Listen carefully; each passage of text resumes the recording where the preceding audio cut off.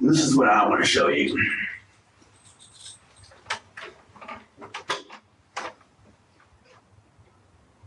He didn't die. This is Bryan Greenwell coming to the shocking realization that his assumed victim, believed dead, has actually survived. On May 13, 2016, the ordinary routines of Jennifer Kane and Daryl Wilson were disrupted by a series of events that would forever alter the course of their lives. That morning, Jennifer, filled with anticipation for her new job, failed to show up to work, prompting concern from her friend Tanya Taylor. Tanya wasted no time in reaching out to Robert Hayes, her fiancé and head of maintenance at Jennifer's apartment building. Around noon, Robert knocked on Jennifer's door, but no one answered. Later that evening, Robert, accompanied by Tanya, went back to check on Jennifer and found that the door was unlocked. Upon entering the apartment, Robert discovered a scene straight from a nightmare. Daryl lay unresponsive on the bed, barely clinging to life, with a gunshot wound to the head. Nearby was Jennifer's lifeless body, bearing 3 gunshot wounds to the head. As the investigation unfolded, suspicion cast its shadow on their neighbors, Bryan Greenwell and Jody Cecil. Robert visits their apartment, with police in tow, uncovering unsettling clues, signs of a hasty attempt to flee. But despite Daryl's grave injuries, Detective Brian Royce managed to glean crucial information from him, even in his paralyzed state, at a care facility. Through subtle gestures and expressions, Daryl was able to implicate Bryan and Jody in the heinous crime. Bryan and Jody were located and interviewed by Detective Royce separately. Hey, Bryan, what's happening, man? What's happening? This is Detective Royce, Detective Hogan.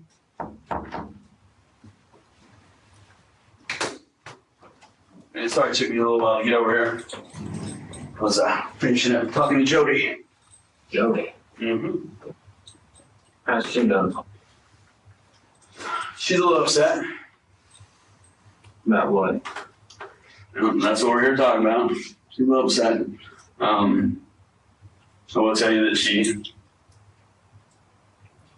I'm trying to remember her exact words, but it was more along the lines of, tell him I don't want him to be scared and to talk to us. Anything else along that? Because I want to go talk to him. I said, I can't let you do that. I said, I may be able to let you do a recorded statement or write a note, but. So did you do one now? I have a recording. I also have another recording that I'd like you to view as well. But I can't ask you any questions yet because you're in custody for something else. I don't know. I know it's some kind of dope charge. I know you had some stuff there. So before I actually ask you anything or tell you or show you anything, I need to read your rights. You had those read before, correct? No. You've never had your rights read? No. Okay. Let's go through that. I mean, when I was younger, yeah. Right. Well, I mean, you know what I'm talking about. I know what you're talking about. Well, I'm going to go through this because, like I said, I brought a picture of your kiddos. I gave her a picture of them too.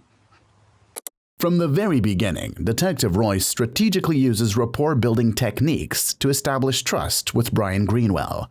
Through a friendly tone and by sharing details about Jody, Detective Royce aims to create a sense of familiarity and cooperation. Detective Royce tactically reveals Jody's emotional state to Bryan, withholding the reason initially. This deliberate omission serves as a subtle ploy to encourage Bryan to voluntarily waive his Miranda rights and engage further in the conversation. But it's Detective Royce's clever idea to place a photograph of Bryan's children on the table that truly showcases his intelligence. By subtly leveraging Bryan's paternal instincts, Detective Royce skillfully manipulates the situation, aiming to elicit more emotionally charged responses throughout the interrogation. I'm guessing you might have an idea of what you don't have an idea of what you might want to talk to me about, or what I want to talk to you about. Okay. And it has to do with the apartment you guys used to live over on Shelby Street. Oh, well, yeah. Does that ring a bell in that incident? Okay. What do you know about that incident? As far as I know, they was supposed to have been us, as far as my understanding. Because the guy, Terry Payne, that he was supposed to send somebody over there to talk to us or something like that. I don't know, because they used to have deals. Well, I mean, I know the guy too, you know. they used to have dealings or something like that. And I'm not even sure if it's him, you know what I'm saying? I'm just going by what I've heard. That he got ripped off for some dope a few times. He got upset about it. The only reason why he wouldn't come confront her by herself, you know what I'm saying, because of me. But she never ripped him off for no dope anyways. It wasn't her. You know, it was... So it was geared towards Jody, is what you're telling me. Yes. After reciting Bryan his Miranda rights, Detective Royce begins the interrogation by establishing a location and Bryan's awareness of the incident at hand. With a deliberate lack of confrontation, Detective Royce guides Bryan to indirectly associate himself with the crime through incidental links. This strategic approach is commonly employed early in interrogations to capitalize on the subject's initial unawareness of the implications of their statements. And as far as I know, that somebody was supposed to send some people from Chicago, some black dudes. Said it's not about the money now, it's not about the dope, it's about the principle. And Terry Payne told me this, and I told him, I said, well, you better go back and tell them, you're right, it's not about no money, it's not about no principle. If anybody comes around my fiance, then that pulls me, you know what I'm saying, I'm involved. And he said, well, it's already too late, the call's been made that some people from, what do you say, New Orleans or something like that, fucking Louisiana's up here looking for him. And that's when I noticed that started being followed. And I'm like, hold up, maybe this shit's true. But I've been thinking it's all, you know how people talk and you just try to scare somebody. And I kept noticing people follow me, and I'm like, hold the fuck up, So I made a phone call and I was like, dude, what the fuck's going on? He said, man, I told you. He said, I'll try to go talk to him. I said, dude, you better do more than try to go talk to him. And for the past, I don't know, month and a half, something like that, every time I walked out the door, I was being followed. And for the life of me, nobody believed me. I mean, I told everybody, I said, man, somebody is following us. Somebody's following me, or somebody's following you. Somebody. Then I got locked up. What happened with that? I'm not the dope police, I heard y'all gave the South End a little tour and hell, I crashed and burned, but I mean, not one time did nobody ever say police. Nobody said. I mean, the whole time that I told everybody I was being followed, I mean, I had people run up on me and like, I take off. Nobody ever said cops, So I don't know if it's the cops or if it's them or whoever, whatever, you know what I'm saying? I'm like, shit. So I done what I know to do best, protect myself and get the hell out of that situation for a moment. But that situation, it was the same thing. 2 cars whipped up on me. Then once I took off, he hit his lights. I'm like, I got a set of them lights, which I do. You know what I'm saying? I got a flashlight that turns, you know what I'm saying? You click it one time, and it says our flash is red, white. I mean, red, blue, them lights, you know what I'm saying? I'm like, so nobody's ever said, stop, police, this is the Louisville, this is the feds, this is the whoever, you know what I'm saying? So I didn't stop. Even when we got back to the house we were staying at, not one time did anybody say, police, this is police, this is the whoever, blah, blah. They just told me to get the fuck down or they're going to blow my goddamn brains out. I'm like, well, there's a chance I got to take. Either they're the police, and then once they all started coming up on me, I noticed it was the police because I seen all the equipment and shit like that, and I was like, well, maybe it's this cop, so I got down. Who all did you get arrested with that night? Me, Jody, Lala, and Chris.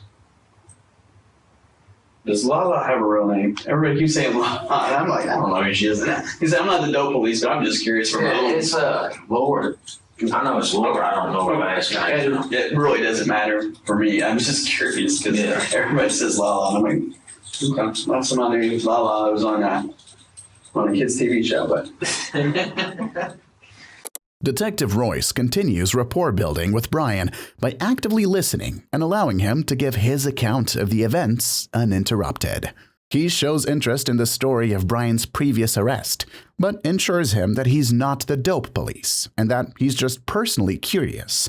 Detective Royce attempts to create a non-threatening atmosphere by means of casual conversation and jokes about the name Lala. Subsequently, he smoothly transitions the focus of the interview back to the crime at hand. All right, let me take you back to that apartment on Shelby. How long did y'all stay there? And I just got out of jail, and I don't know if she's had it before I went in or right before I got out or what. I think I was on there like a couple of weeks maybe, something like that. Maybe a little longer. I know it's like between about 2 weeks, 2 or 3 weeks, something like that. And you guys never went back to that apartment? Yeah, we went back. You did? Yeah, we went back and got some of our stuff. Mm-hmm. I mean, we seen the landlord, nothing was ever said. We seen cops sitting there, nothing was ever said to us. I was thinking, well, this ain't got nothing to do with us, I hope. Did you know those neighbors, or y'all talked to them? You ever saw them before? Yeah, we seen them. If I showed you a picture of them, would you know who they are? I'm pretty sure I would be.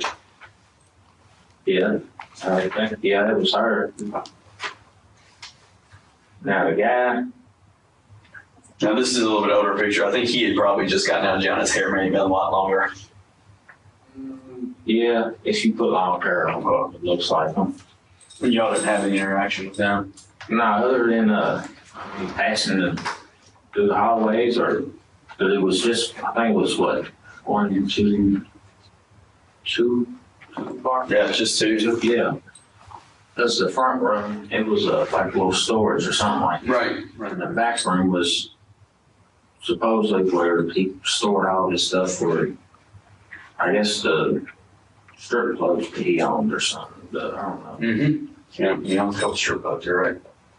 Bryan initially appears forthcoming, providing detailed accounts and explanations of his version of the events. However, as Detective Royce delves into questions about the apartment complex and their interactions with the neighbors, Bryan's responses grow increasingly ambiguous. Bryan adopts a new tactic, veiling his answers in uncertainty and vagueness as a means to obscure the truth from the detective. Right. What do you actually know about what happened over there? What have you heard? What do you know? I just heard that somebody got shot, got killed or something like that. And then we stayed away for a couple of days, so that's when I found out that supposedly they was there for her and us, you know what I'm saying? They was supposed to be us. So I was like, we made the decision, stay away for a couple of days because, I mean, hell, if somebody wanted to talk to her, landlord knew her phone number, knew her cell phone, knew her name, everything else. Whoever tried to contact us. At least as far as I know, nobody ever tried to contact us. Which, I mean, the apartment wasn't even, it was her apartment, wasn't in my name or nothing like that, so.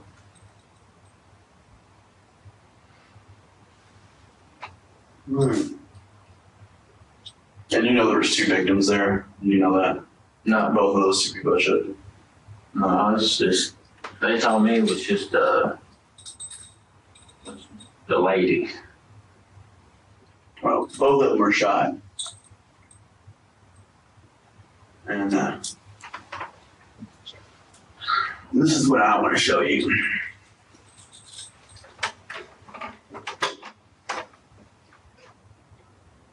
He didn't die. Do you know your neighbors that live in the store?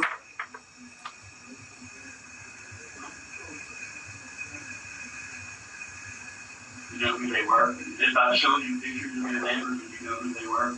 Yeah. Were your neighbors involved in any of this? Yes.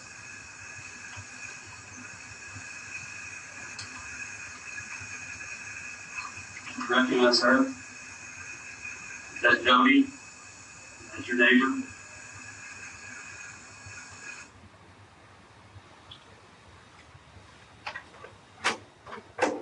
So that's just the start of it. But Okay, let's finish it. I've got a couple follow-ups here. Okay. When I showed Jody this, she lost it. She lost it like, Bawling, crying, broke down. I'm going to show you an interview with our second victim. It's not what people think. It's really not. I mean, it wasn't anything malicious or cold-hearted. You know what I mean? Like, it really wasn't like that. let me guess, said that we done it. She did. Detective Royce reveals new information that Bryan is hearing for the first time, that one of the intended victims, Daryl, had survived. He moves the laptop to Bryan to show him the video and scoots his chair closer, subtly emphasizing the gravity of the situation and the sense of urgency. Bryan's reaction to this revelation is crucial. His initial nonchalance and disbelief, indicated by his casual response of, "Okay, well, let's finish it," quickly give way to a more serious tone as he realizes the implications of Daryl's survival. Detective Royce's confirmation that Jody accused them of being involved in the crime further intensifies the situation, prompting Bryan to recognize the severity of the accusations against him and Jody. Well, And before, and I'm going to tell you the same thing I told her. I said, you all have some important things in front of you. I said, bad things happen to good people. Sometimes people get put into situations and shit doesn't go as planned. I believe that's what happened here. I don't believe there was malicious intent going in. I think shit escalated and went bad. And I told her I wanted to help her try to get to the good side of this, to not paint her into a negative light on it. And I said, I told her, I said, I will give you that same opportunity and tell you the same things. And I've told you both the exact same things. And that's how I want to present it. I don't bullshit people. I'll tell you what I got. fair enough. I've got a living victim who put you there. I've got Jody who said you were there. Now I want to hear from you what in the world happened. Like I said, I think something went wrong. I don't think you got there on. Detective Royce masterfully weaves a web of psychological manipulation to extract cooperation from Bryan. By conveying his disbelief in malicious intent, Detective Royce employs a common tactic used by interrogators to persuade suspects to acknowledge the physical elements of the crime while minimizing any implication of criminal intention. Despite having sufficient evidence linking Bryan to the crime, the detective's primary objective remains clear: securing a confession.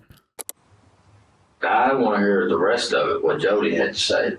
What Jody had to say, I don't have Jody on video. But you said you had her on a... I have her on audio recording. I just did it. I don't have it on a disc yet. I still have it on an actual recorder. Can I hear it? I don't know. Let me see if I can do that. I don't even know if I can do that. I mean, it's on this recorder that's in my pocket right now. The same one that I'm having on right now. Well, let's find out if we can do it. Because, Is that going to change what?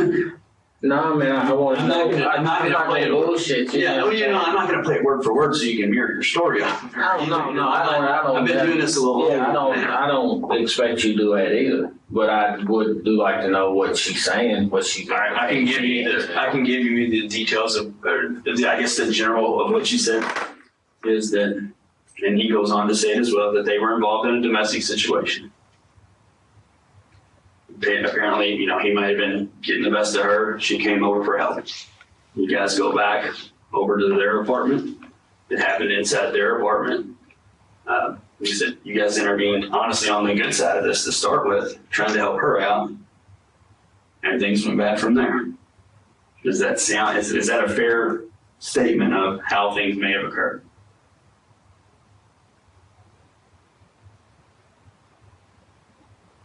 No, I mean, It's not. no, I had no, yeah, I know these people. I don't know them personally. You know what I'm saying? I know them from that apartment. And yes, we did go over there, but that's it. I mean, hell, as you fingerprint the place, you'd find my fingerprints on a couple of things. That's where I would walk in the room. Mm-hmm. I kind of picked some stuff up, you know, laying everywhere. So I was like, you know, here. I mean, other than that, I know right now you're trying to figure out where to go with this because I don't want you to start digging yourself a hole. no, what y'all want me to do is commit, you know, saying, Oh, I don't need you y'all. to. I don't need you to. I've got Jody's statement. I've got enough to walk out of this room right now. What I'm trying to do is give you an opportunity to do the same thing that she did, which is go at it at the angle we were trying to help and things went bad. It's a whole lot better than just not giving a statement and me going off of him. I mean, you think if I put a guy who's paralyzed from the neck down on a ventilator with an interview like this, up to 12 people on a jury, they're not going to sympathize with him instead of you? I'll take that all day long, twice on Sunday. Detective Royce persists in manipulating Bryan, asserting that initially Bryan was on the good side of the situation. By insinuating a morally justifiable motive for the crime, such as intervening in a domestic situation, Detective Royce employs a tactic aimed at coaxing Ryan into offering a face-saving rationale for his actions. Detective Royce points towards the evidence, implying to Bryan that his efforts to withhold the truth will ultimately prove futile. Employing a well-known tactic, he aims to persuade Bryan that denying involvement serves no purpose. Instead, he reassures Bryan that his sole interest lies in obtaining his side of the story, in case there were any mitigating circumstances. Well, You know, I'm looking at it too. I'm like, yeah, I mean, as it stands right now, I mean, regardless of what I say, I'm fucked in this situation. And I'm trying to say that there is a little bit of an out here to make it better on you, to not make it look like, I don't believe you're a cold-blooded killer. No, I don't believe that at all. Nothing suggests that to me. I think you're a smart guy, and I think you got involved in a situation that you probably shouldn't have. Well, not to say you shouldn't, not that you shouldn't help somebody out, but I think shit went bad real quick. And I don't think anybody should be judged on just one thing alone. There's a whole series of events that happened here to get to basically where we are right now. And I just want you to, think about a lot of different things. And I know I've thrown a lot at you at one time, and I can't say I understand where you're at right now because I haven't been there, but I can empathize with you.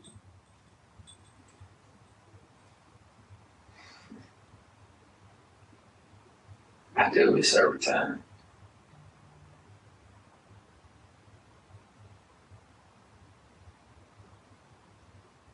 What do you mean you do this every time?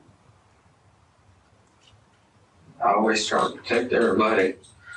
Shut that recorder off for a minute so I can ask you a question. This, yeah. And the one in there.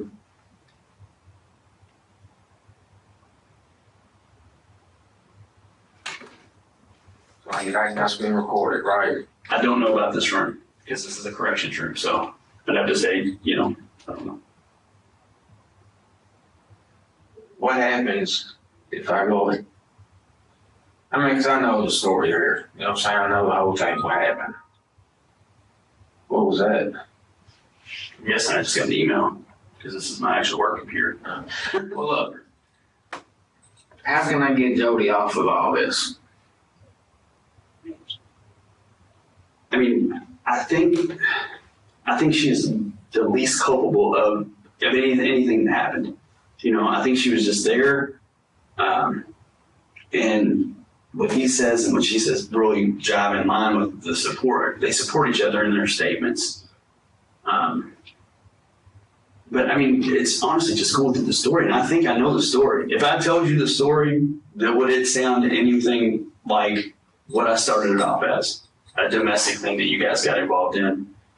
You end up in a fight with them, with a gun, it goes off, and I can't tell you any more than that because that's what, you know. By any chance, does that seem like a story of what may have happened? Yeah.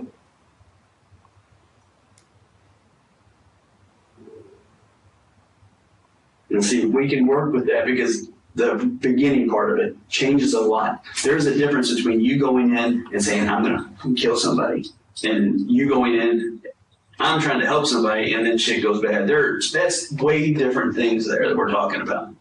One's a whole lot better than the other. I mean, the end result was that people lost their lives, yes, but it's a whole lot different when it comes to talking to juries, talking about charges, you know, those type of things. There's a night and day situation. Yeah, yeah. Yeah, like you said, y'all can paint me out to be the fucking... Wow. Detective Royce employs empathy and compassion, assuring Bryan that he doesn't view him as a ruthless murderer. Instead, he reframes the situation as one where even good people can find themselves in unfortunate situations. This approach aims to alleviate Bryan's guilt by downplaying the severity of his actions morally. In this scenario, the suspect is presented with two choices regarding the crime. One, depicting sinister motives, and the other, offering a more redeeming explanation. This setup creates an incentive for confession, as the suspect might fear that rejecting the less damning option could lead others to believe the worst about him, despite both options being highly incriminating. Here, Detective Royce is using the tactic of implied leniency. By suggesting that cooperation will be viewed favorably by jurors, he implies that Bryan might receive a lighter sentence or more favorable treatment if he confesses. This tactic can pressure the suspect into thinking that confessing is in their best interest, even if no concrete promises are made.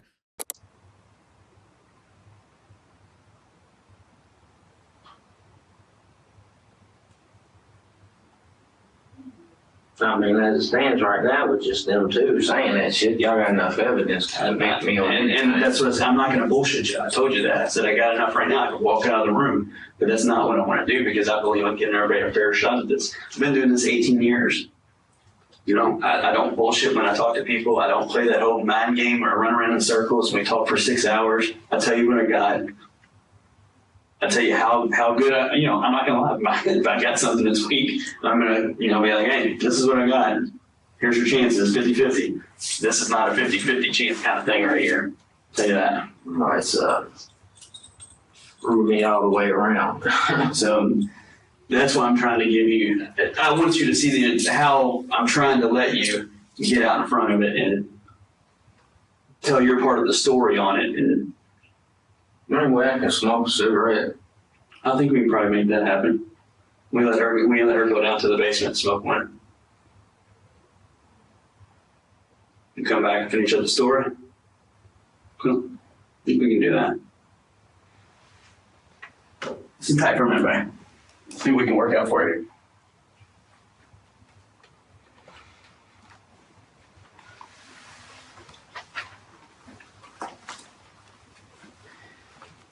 Look, regardless of what happens, man, y'all can't.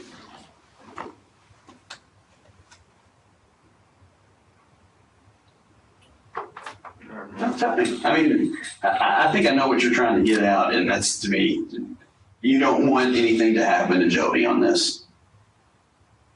Does that sound about right? Yeah. And I really think that's going to depend on a lot about what we talk about, what you tell me on this. I think I can minimize her involvement. Minimize it. Well, I mean, she is there. I mean, have you ever heard about doing a bank robbery? Yeah. You're the robber. You go in and rob the store. I'm just the driver. We both get in a car chase and get caught down the way. You know what charge I get? Accessory. You know what charge you get? It's a robbery. Yeah. I still get robbed. I mean, she's there with you. So she is a complicit, you know, she is complicit in this. And not calling her, you know, there was nothing done on her behalf to help or stay or call or anything. So that's her little bit of a problem, but her involvement is minimal.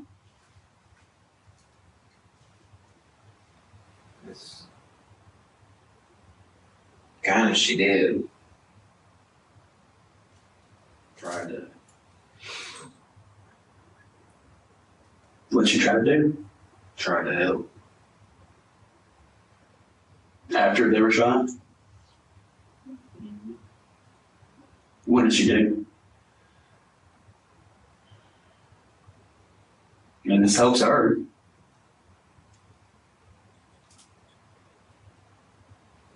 We'll talk about it all in a second. Okay. Make calm down. Okay. Now give you some time, you know, get your stuff in order. And I'll see about setting up that cigarette. I appreciate it. Okay. All right. Go on. It's clear to the detective that Bryan cares about Jody and ultimately what happens to her. Detective Royce diminishes Jody's involvement in the incident, framing her actions as minimal and attempting to shift blame away from her. By downplaying Jody's role and presenting her as less culpable, he aims to appeal to Bryan's protective instincts towards her and potentially incentivize him to cooperate. All right, we're gonna. Is Jody still down here? They already took her back to CCC. They're like a count or something they have to do at certain times. I don't know. We're gonna go as soon as he comes back there. We're gonna go downstairs. Now we're not gonna talk about anything that we talk about in here. It's just gonna be you to smoke, get your thoughts together, okay? And we'll come back in and we'll talk tomorrow. Answer some questions.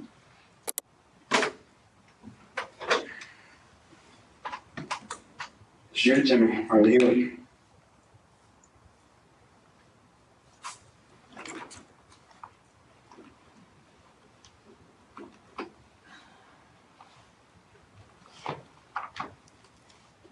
I mean, I've talked to some other people. I know it's been bothering you. Everybody has said that you've been acting different. It's really been bothering you. So it's been noticeable to other people. Take that weight off. Throw it on me. Get it off your shoulder, man.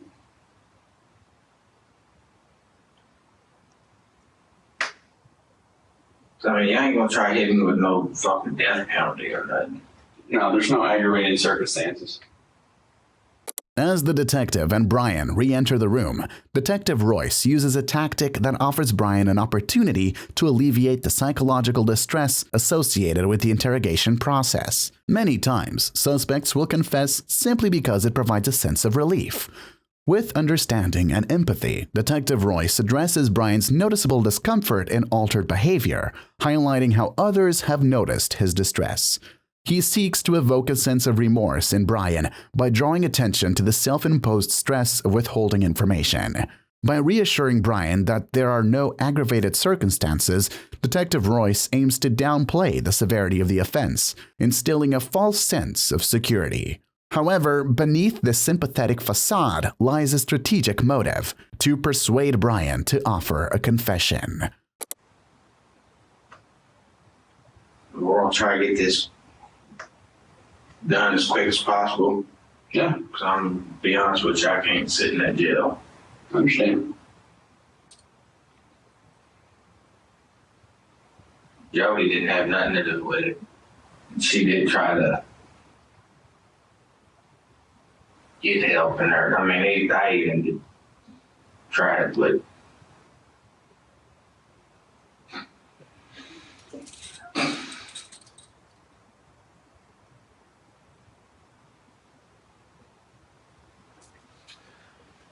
She come over, she said, he's over beating on me. So we walked over, we didn't even walk in the apartment at first. No. I was like, what's going on? Jody didn't even go over at first. She was like, we go over and see if you can just. I said, yeah, so I walked over. The dude was over, breaking shit, throwing shit, customer.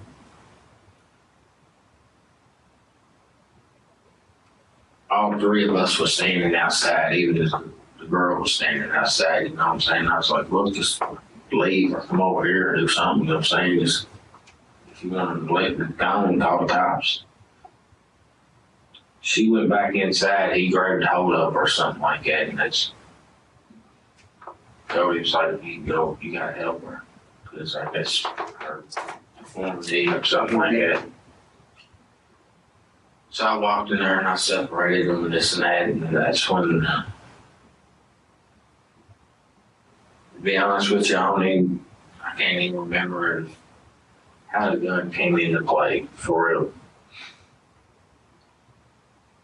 Well, we started kind of wrestling around and the gun went off.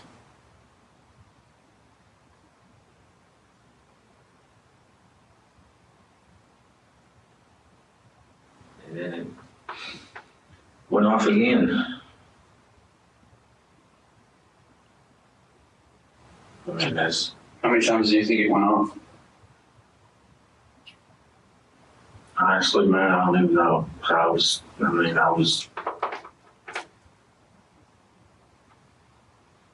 I blacked out or something like that. I don't know, man. It's just like, I'm guessing 2 or 3 times, something like that. I remember hearing 3 gunshots. Do you remember which one you shot first? No, honestly, good. I was just I freaked out. I was like, man, what the fuck? I came over to help somebody. This shit happens. I think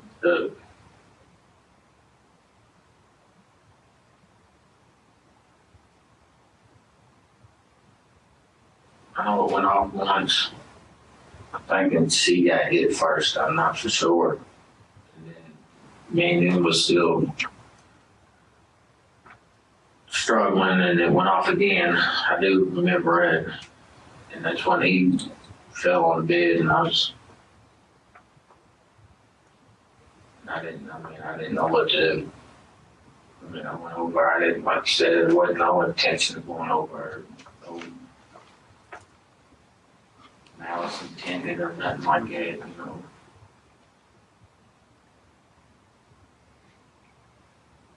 Do you remember what time? I mean, I know this happened on Friday the 13th is when we were there, and it was later in the afternoon when we got there. But when do you think this might have happened?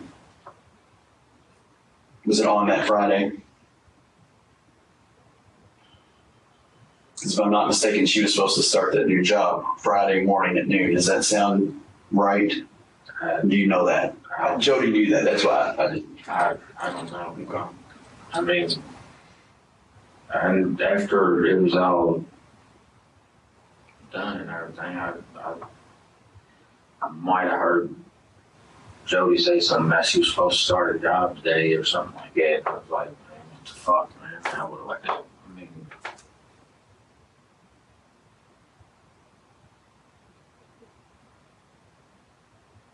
no, it was off like, no, we didn't even want to listen to what to do. She was like, let's call the cops. Because like you said, we went over our intentions of helping, not hurting somebody, And Jody never entered the apartment whatsoever, as far as I know of. She told me that she did. She said she didn't go into the room that you guys were in, which is the back bedroom. But she said she made it into a part of it. You said she tried to help him afterwards, so. I mean, she was like, I mean, if it doesn't matter to me. If she came in, that's attempting to render it. If she came in, that's fine. It's not, that doesn't get you in trouble. That makes you a normal human being that wants to come in and maybe try to help. Yeah, I mean, we was both, you know what I'm saying? She was like, you know what I'm saying?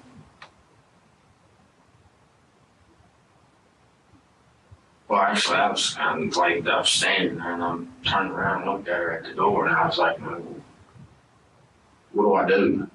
You know, so I didn't know. And I mean, to this day, I still can't tell you exactly from start to finish what happened. You know what I'm saying? I just know that I was the one standing in the room while both of them was laying there. And Jody was like, you know, are you checking? Are they still breathing? Are they whatever? You know what I'm saying? I was like, man, I don't know. How do you check to see if somebody's, you know, I don't know none of that. But in that situation, Yeah. I do know that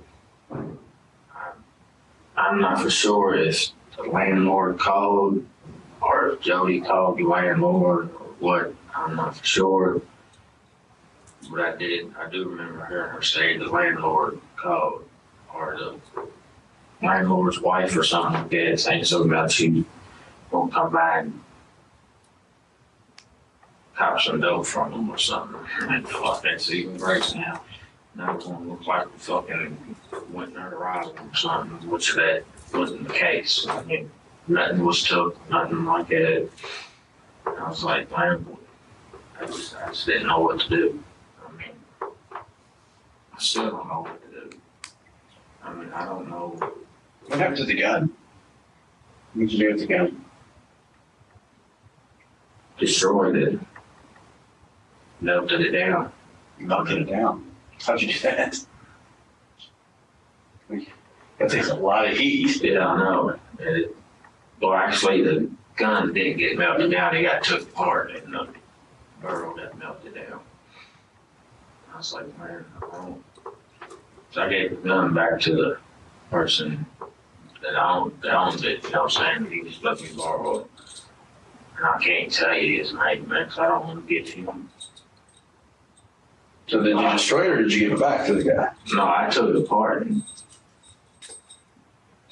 most of the gun went back. I mean, don't bullshit me. I mean, that's not a big issue there. I'm just trying, my main thing honestly is, well, yeah, I would like to recover it, but I just want to make sure you just didn't toss it somewhere and some kid finds it. That's more what I'm worried about. Yeah, I made sure that it wasn't no kid or no innocent bystander or nothing like that. It was something kind of picked it up. I mean, Yeah.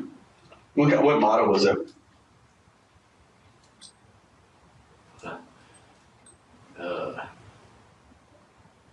Well, I know what caliber it was. I'm just wondering what model it was.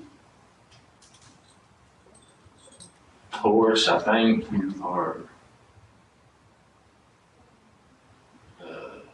yeah, I think it was a Taurus.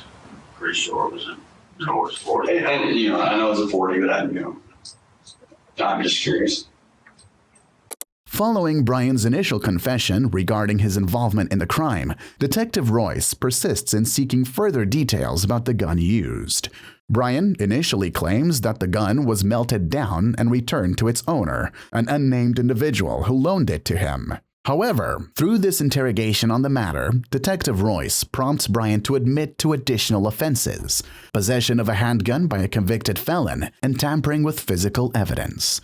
It was later revealed that Bryan's claims of disposing of the gun were false. Authorities recovered the firearm, identified as a .40 caliber Taurus semi-automatic handgun, from a pond located within Jefferson Memorial Forest.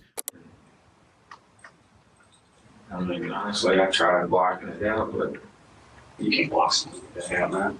And if you try to, it's going to eventually come back out. It's going to eat and eat and eat. And I mean, I can tell how upset you are.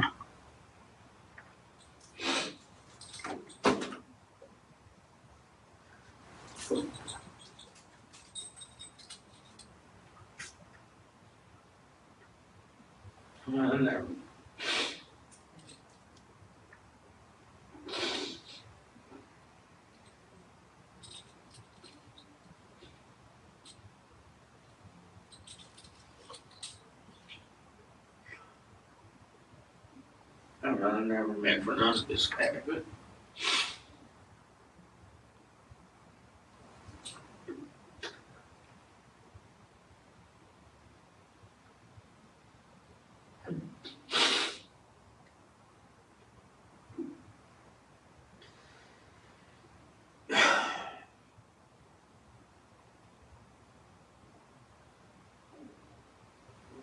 I mean, I don't know what else to say besides, it was me.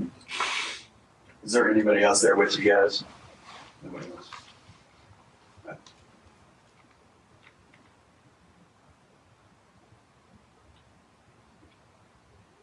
Did you have the gun on you when you first went over there? Is this I went back and got it, or you have it on you when you first went over there? I had it on me Okay. because the situation that fucking everybody was saying that people was out looking for her and this and that. And I was like, so I kept it on me just for her protection. I wasn't going I understand. Now, did you said you didn't take anything from the scene at all? Okay. Did y'all leave anything, or by any chance did y'all lose anything? honestly, I don't know. I mean, I didn't even try fucking finding the shells that came out of the gun. I was just like, I was dumbfounded. Pretty much.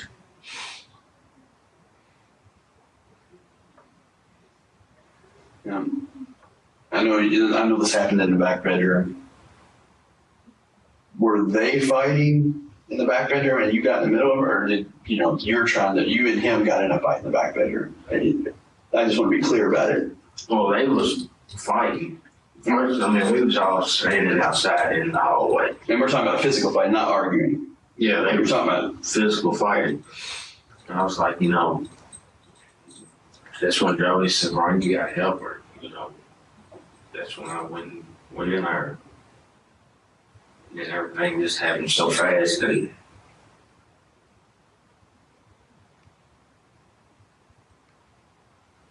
the rest.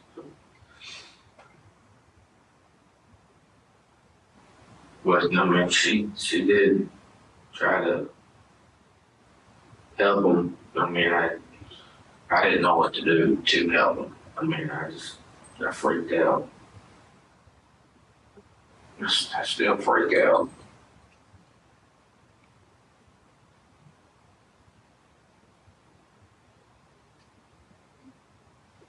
Well, I'll tell you what, this whole situation, sucks. And I was right. Was I not right from the minute I came in here and how things went down? Yeah. And I still believe, bad shit happens to good people all the time. But this series of events doesn't paint you out to be a cold-blooded, calculated, I don't give a fuck killer. Shit happened, yeah. There's nothing we can do about that now. But the way that we have presented it, as you coming over to help, there's a big difference. Correct me if I'm wrong, but do you see a big difference between somebody who doesn't give a fuck and coming over there and just shoot people, as opposed to someone who was there for a purpose, and I can confirm that purpose was there was a domestic fight going on, and you get over there and shit goes bad. Yeah. There's a big difference there.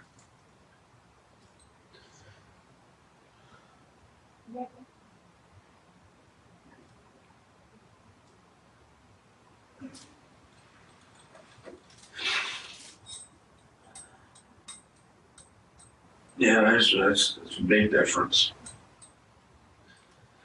I didn't even, should have just went with my gut and just stayed out of it. But I'm not that type of person. If I see somebody need help, I'll try to help.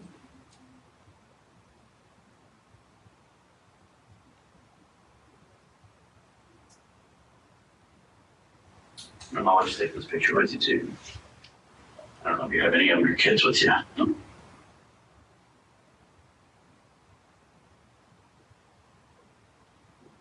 Because I think because of the way we talked here tonight,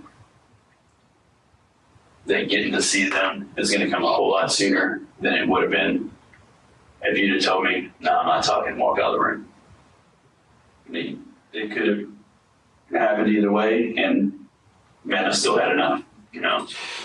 So that's why I would really, that was what I was really worried about, is that you wouldn't understand how important of a chance that I was trying to give you to get out. I mean, you were in a hole. I mean, then you're still in a hole, but it's definitely not as deep as it was with your story out there. And it goes a long way with prosecutors and defense attorneys and judges and jurors.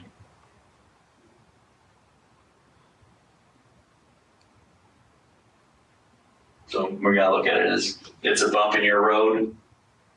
That bump was sitting back on the backside, and you hadn't crossed it yet. Now we're crossed it. Now we're gonna figure out from here where we're gonna go. You're gonna get your life back on track. That sounds like a good plan here.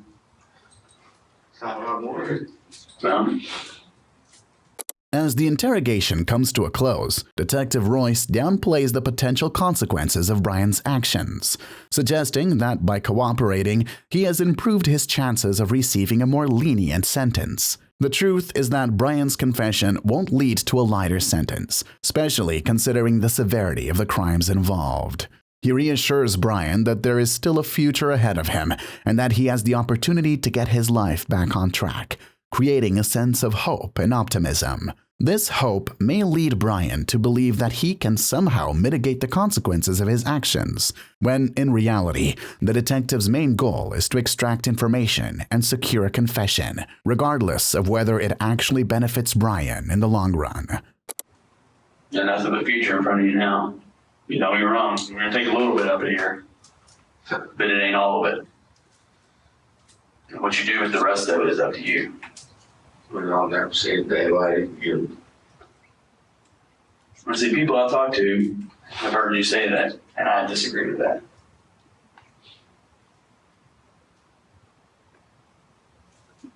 You gotta remember where we are. We're in Louisville here. Jefferson County tends to be a little bit more lenient, a little bit more liberal here. I hope so. And you've done yourself big time favors here.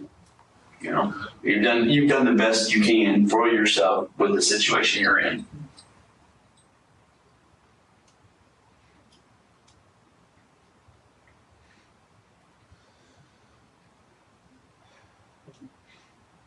I'm gonna go out here and I'm gonna talk to the corrections people, make sure they know about everything. Any questions you have of me right now?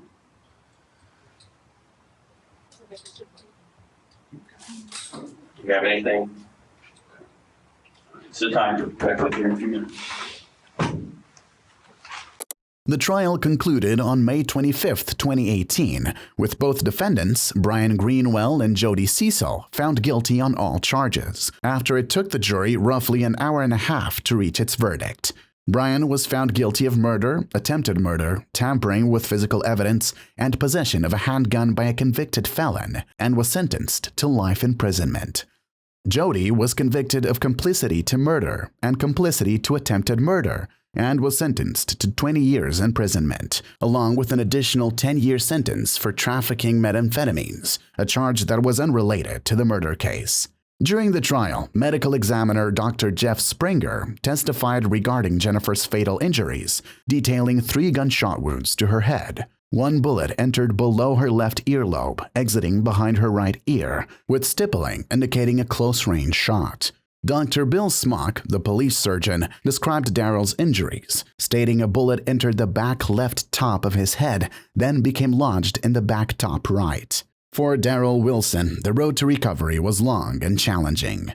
Despite the severity of his injuries, Wilson's resilience and determination led to an astonishing recovery, from being initially unresponsive to gradually regaining motor functions. It was sad, because I got 2 little girls over, Haley and Brooklyn, and thought about not being able to get up and play with them anymore, or be able to talk to them, or it was heartbreaking. I was out there doing drugs and stuff, and shooting dope, and